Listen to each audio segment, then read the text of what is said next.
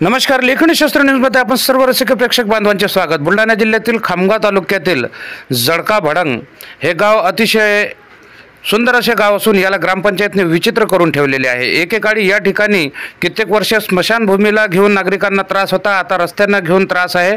आपण बघू शकता की कशा प्रकारे महिला पिण्याच्या पाण्यासाठी या ठिकाणी रस्त्यावर चालताना दिसत येत आहे। भांडे भरलेली आहेत आणि एवढे मोठे ओझे घेऊन या महिला कशा प्रकारे घाणमध्ये आणि पाण्याच्या डबक्यामध्ये चालत आहेत। या बिकट रस्त्यावर चालताना या मावल्यांना किती त्रास होत आहे आपण बघू शकता। या ठिकाणी ह्या ग्रामपंचायतला सर्व प्रकारे येणारा निधी जातो तरी कुठे असा प्रश्न सर्वसामान्य नागरिकांनी केलेला आहे।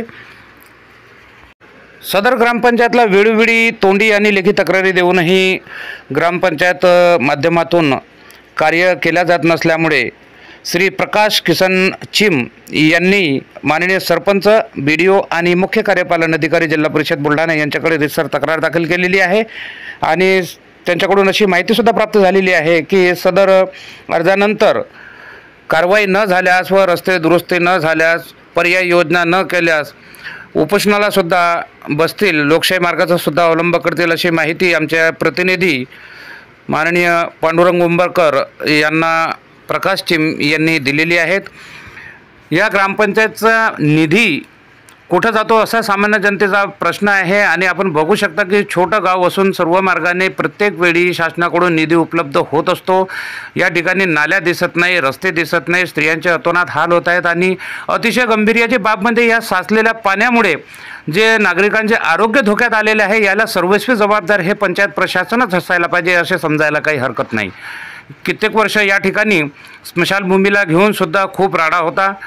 भर पावसामध्ये प्रेतयात्रा नेत होते, त्या जळत नव्हत्या। डिझेल टाकून किती वेळ जाळण्याचा प्रयत्न केला, हजारो लिटर, तर लेखणी शास्त्राने तो बातमी लावली आणि त्या बातमीला यश आले। त्याच्यानंतर त्या ठिकाणी स्मशानभूमी बांधण्यात आली।